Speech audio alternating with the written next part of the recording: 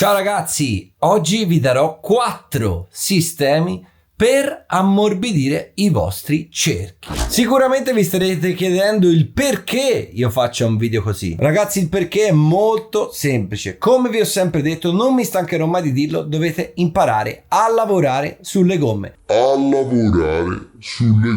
Cosa che pochissimi di voi fanno, soprattutto al basso livello. E invece ragazzi è fondamentale lavorare sulle gomme nella categoria 1.8 buggy, indipendentemente dal fatto che sia elettrica o che sia a scoppio. Come vi dico sempre, un pilota con la macchina perfetta, tutta dritta, con l'assetto il migliore per quel momento e per quella pista, verrà sempre battuto da un altro pilota con la macchina tutta storta, veramente angoli diversi da destra a sinistra, macchina piegata eccetera, ma che ha le gomme funzionanti. Chiaramente si sta parlando di pari livello di bravura di guida. Sono sicuro che adesso vi starete chiedendo: e per quale ragione dovrei sentire il bisogno di ammorbidire i miei cerchi? Beh ragazzi, la risposta è molto semplice. I cerchioni sono un elemento che ha una flessione, essendo fatti appunto nell'RC Racing in materiale plastico, nylon e quant'altro. Ovviamente ragazzi, questa flessione incide sul comportamento della gomma in appoggio e della macchina, e ovviamente anche in atterraggio dai salti, quindi sulle asperità e sui salti. È chiaro che un cerchio più duro sia sempre da privilegiare a un cerchio più morbido, ma ci sono delle eccezioni, anzi ci sono molte eccezioni, perché un cerchio duro renderà la macchina molto direttiva, molto sincera e farà lavorare al 100% la meccanica e gli ammortizzatori della vostra macchina. Ma c'è un ma. Quante volte esistono ostacoli, esistono tracciati, esistono condizioni di tracciato per le quali la vostra macchina, qualunque lavoro voi possiate fare, non sarà mai perfetta. E quante volte esistono condizioni per le quali la vostra gomma non sarà mai perfetta. Avere flessione sui cerchi tante volte può aiutare gli ammortizzatori, può aiutare voi a compensare il lavoro della macchina con la flessione delle gomme. Ad esempio, se ci fossero delle buche super alte e quant'altro, potrebbe essere necessario ammorbidire i cerchi. Così come sui salti molto alti atterrando di taglio potrebbe essere necessario ammorbidire i cerchi, perché magari c'è un salto dove butta male e tante volte non riuscite a atterrare perfettamente, non avete le capacità per rimettere dritta la macchina prima dell'atterraggio e magari dovete penalizzare molto il take off di questo salto. Potreste pensare di provare ad ammorbidire i vostri cerchi per ottenere un atterraggio più semplice che magari vi metta meno in difficoltà. Sembrano cose da pazzi, lo so ragazzi, ma fate queste semplici prove per vedere e verificare voi stessi la differenza che fanno sul modello. C'è molta più differenza cambiando un parametro di settaggio sulle gomme rispetto che cambiarlo con il camber, con il caster e quant'altro.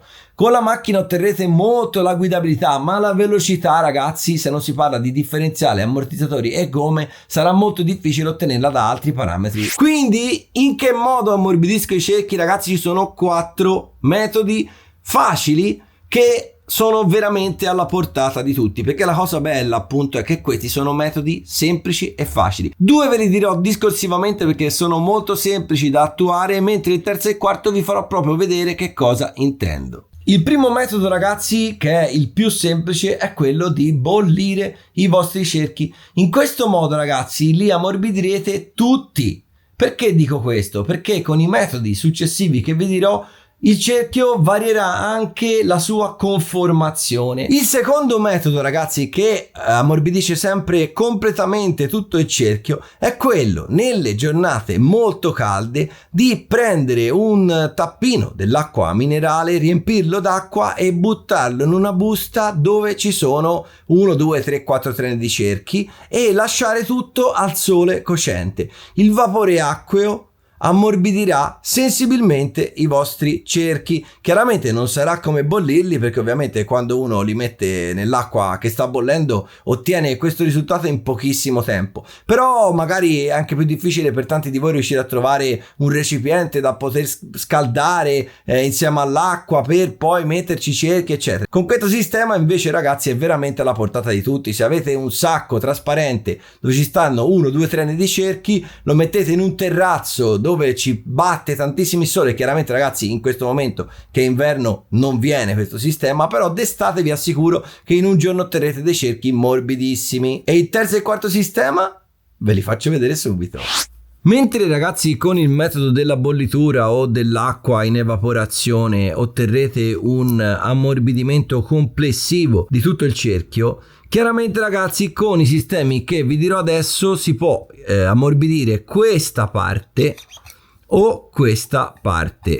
In che modo ragazzi? Allora innanzitutto vale la pena di dire che dovrete osservare i vostri cerchi. Ad esempio qua ve ne metto due che sono molto diversi. Vedete ad esempio come in questo tipo di cerchio le trame di irrigidimento siano molto prominenti verso l'interno, mentre in questo caso no, sporgono pochissimi millimetri all'interno del cerchio. Quindi ragazzi è chiaro che qua avrete una struttura molto più dura a parità di plastica, quindi questo cerchio per gli atterraggi in questo modo sarà molto più duro rispetto a questo. Ovviamente ripeto, si sta parlando a parità di plastica perché il disegno di come è realizzato lo stampo impone appunto questa cosa.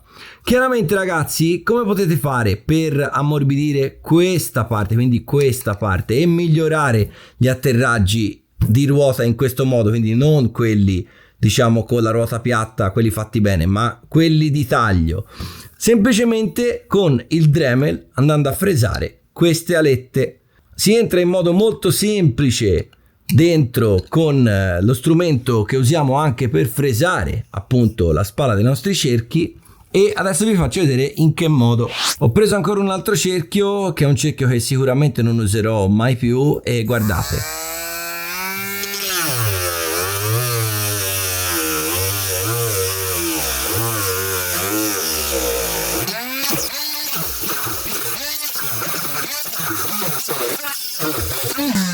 Guardate ragazzi, in questo caso chiaramente poi lo ripulite con una pinzetta o con un trincetto, è molto facile ripulire queste bave diciamo che sono ancora calde. Chiaramente ragazzi guardate, io non so se dalla telecamera si riesce a vedere, ma nei punti dove io l'ho fresato e ho fatto una aletta no e una aletta sì, vedete? Nei punti in cui io l'ho fresato risulta essere molto più morbido, vedete qua non riesco a comprimerlo, mentre guardate qua, vedete? Qua riesco benissimo a comprimerlo e quello che diciamo vorrei farvi notare è che si piega questa parte, ok? Chiaramente questo è un sistema, nulla mi vietava di fresarli tutti, avrei ottenuto un cerchio ancora più morbido in questo lato qua, ok? Mentre se avessi bollito questo cerchio sarebbe diventato tutto più morbido. Chiaramente ragazzi è facile comprendere come questo sistema possa essere fatto anche su gomme che avete già incollato, chiaramente che riuscite comunque a entrare anche all'interno con la gomma sopra il cerchio. Mentre il secondo sistema, che è quello che vi farò vedere adesso, non è fattibile con la gomma montata. Che sistema è ragazzi? Allora, queste alette che sono le alette di contenimento del riempimento hanno un'altezza, ok? Questo è un cerchio matrix, hanno un'altezza, ok? Ce ne sono di più alte e di più basse. Ad esempio, prendendo a paragone questi, vediamo subito come nel cerchio precedente questa aletta sia più alta di qualche decimo, ok? Chiaramente se io prendo le forbici da Lexan e vado a tagliare questa aletta otterrò un cerchio sensibilmente più morbido. Ragazzi sembra difficile ma è facilissimo tagliarlo, guardate quanto tempo ci sto mettendo, il video non è velocizzato ovviamente.